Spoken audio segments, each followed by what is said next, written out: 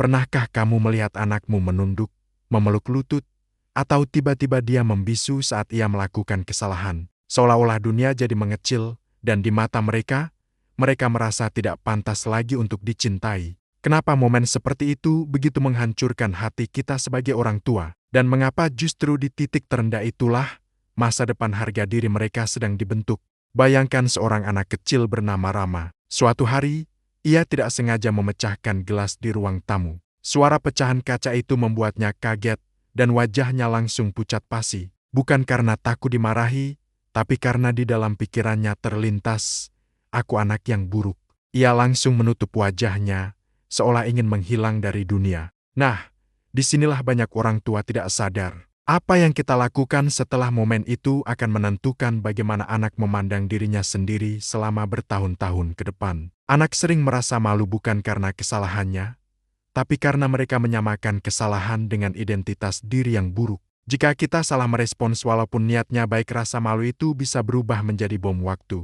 Anak jadi takut mencoba lagi, takut untuk jujur, bahkan belajar menyalahkan orang lain demi menyelamatkan harga dirinya. Atau yang lebih parah, mereka jadi diam dan memendam segalanya sendirian. Lalu, bagaimana cara kita membantu mereka keluar dari rasa malu itu, tanpa membuat mereka merasa semua kesalahannya dimaklumi? Ada beberapa teknik yang bisa kita coba.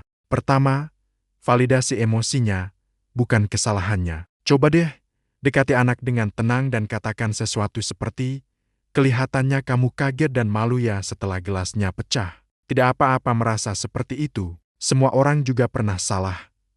Banyak dari kita seringkali langsung melompat ke nasihat atau omelan, padahal yang anak butuhkan pertama kali adalah perasaan dimengerti. Validasi ini seperti jembatan emosional yang membuat mereka mau mendengarkan kita. Kedua, pisahkan antara perilaku dan identitas. Bantu anak melihat bahwa yang keliru adalah tindakannya, bukan dirinya sebagai seorang pribadi. Misalnya, katakan, "Gelasnya memang pecah. Yuk, kita bereskan sama-sama. Kejadian ini sama sekali bukan berarti kamu anak yang nakal atau buruk." Kalimat sederhana ini adalah fondasi rasa aman mereka. Ini memberitahu mereka bahwa cinta kita tidak bersyarat, bahkan saat mereka melakukan kesalahan. Ketiga, ajari mereka cara memperbaiki, bukan menyembunyikan. Setelah anak merasa lebih tenang, barulah ajak mereka mencari solusi bersama. Coba tanya, "Menurutmu, apa yang bisa kita lakukan sekarang setelah ini terjadi?" Memberi mereka kesempatan untuk berpikir akan membuat mereka merasa berdaya dan bertanggung jawab, bukan merasa dihakimi. Justru saat anak dilibatkan dalam perbaikan, mereka belajar bahwa setiap tindakan ada konsekuensinya, dan mereka punya kekuatan untuk memperbaikinya. Dan yang keempat, ceritakan kesalahanmu sendiri di masa lalu. Anak belajar dari contoh nyata. Kisahkan momen ketika kamu juga pernah berbuat salah dan bagaimana kamu menyelesaikannya. Ini mengirimkan pesan yang sangat kuat.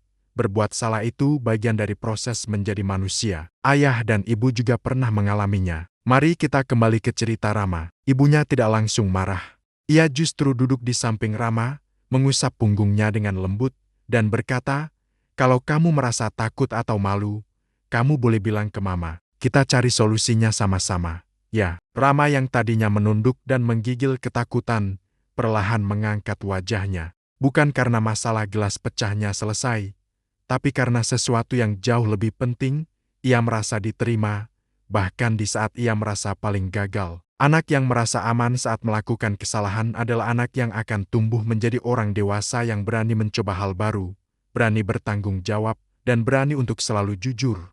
Kalau kamu ingin anakmu tumbuh menjadi pribadi yang kuat, percaya diri, dan bertanggung jawab, maka mulailah dari caramu merespons saat mereka berbuat salah. Karena disitulah karakter sejati mereka benar-benar ditempa. Sekarang, saya ingin menantang kamu untuk berpikir sejenak. Menurutmu, selama ini respons apa yang paling tidak efektif yang sering dilakukan orang tua ketika anak merasa malu? Dan kenapa menurutmu respons itu justru memperburuk keadaan? Coba bagikan satu contoh di kolom komentar. Mari kita diskusikan bersama. Terima kasih sudah menonton, jangan lupa subscribe ya.